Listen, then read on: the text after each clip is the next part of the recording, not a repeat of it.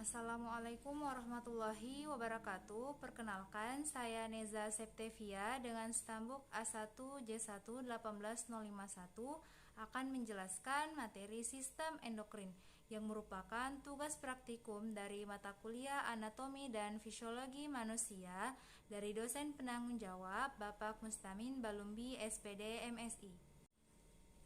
Kelenjar endokrin merupakan sekelompok sel yang berfungsi mensekresikan senyawa kimia atau hormon dan mendistribusikan melalui peredaran darah menuju sel atau jaringan atau organ yang memerlukan. Beberapa organ endokrin primer terletak dalam otak yang meliputi hipotalamus, kelenjar hipofisis, dan kelenjar pineal.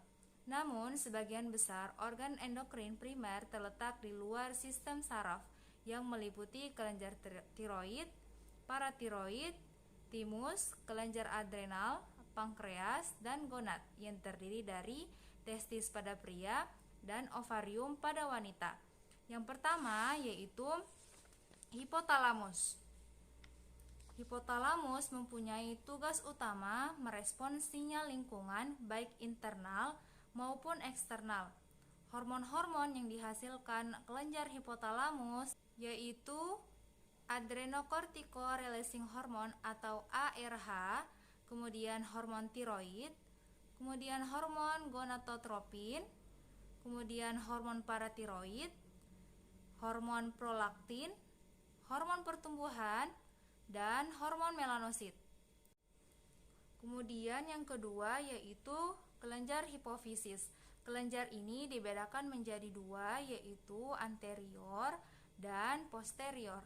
Hormon yang dihasilkan oleh kelenjar hipofisis yang pada anterior yaitu growth hormone atau GH, kemudian somatotropic hormone atau SH, adrenocorticotropic hormone atau ACTH, thyroid stimulating hormone atau TSH, follicle stimulating hormone atau FSH, dan luteinizing hormone atau LH, dan lutetropic hormone atau LTH atau biasa disebut dengan prolaktin. Sedangkan pada bagian posterior ini biasanya disebut dengan neurohipofisis yang merupakan derivat dari ektodermal dan berasal dari pertumbuhan dari otak primitif, infundibulum, dari dasar otak. Hormon yang dihasilkan yaitu oksitoksin dan vasopresin. Kemudian yang ketiga yaitu kelenjar pineal. Kelenjar pineal mempunyai peranan penting dalam pengaturan irama bangun tidur yang disebut dengan irama sirkadian dan pengaturan fisiologi reproduksi. Kelenjar pineal akan meningkat aktivitasnya pada malam hari dengan mensekresikan melatonin. Kemudian yang keempat yaitu kelenjar timus. Kelenjar ini merupakan organ yang berperan dalam sistem imun dalam tubuh. Kelenjar timus berperan dalam sistem pertahanan tubuh dengan menghasilkan hormon timosin, thymic hormone, thymic factor, dan thymopoietin. Gangguan timus akan menyebabkan sistem pertahanan tubuh menjadi menurun, lemah, bahkan dapat menimbulkan masalah yang berat dalam melawan penyakit. Kemudian yang kelima yaitu kelenjar tiroid, di mana kelenjar ini menghasilkan hormon tiroid yang mengendalikan kecepatan metabolisme tubuh. Adapun fungsi dari hormon yang dihasilkan oleh hormon tiroid yaitu mengatur pertukaran zat metabolisme dan mengatur pertumbuhan.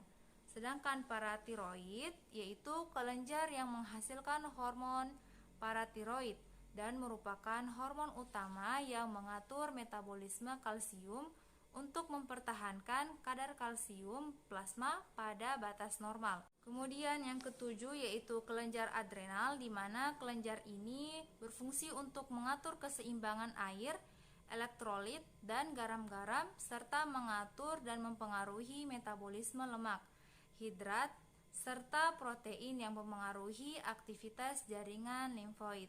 Kemudian yang kedelapan yaitu kelenjar pankreas, di mana pankreas sebagai kelenjar yang berfungsi ganda, yaitu fungsi kelenjar sebagai eksokrin dan kelenjar endokrin. Sebagai kelenjar eksokrin, pankreas menghasilkan substansi-substansi diantaranya berupa enzim untuk membantu proses pencernaan makanan. Sementara fungsinya sebagai kelenjar endokrin, yaitu pankreas mensekresikan hormon untuk mengatur kadar glukosa dalam tubuh manusia. Kemudian yang terakhir yaitu kelenjar gonad, di mana kelenjar ini terdiri dari dua bagian, yaitu testis pada pria dan ovarium pada wanita. Testis pada pria ini berfungsi untuk menghasilkan testosteron, dan sedangkan pada wanita ovarium ini berfungsi untuk mensekresikan atau menghasilkan hormon estrogen dan progesteron yang berfungsi dalam perkembangan kehamilan pada wanita.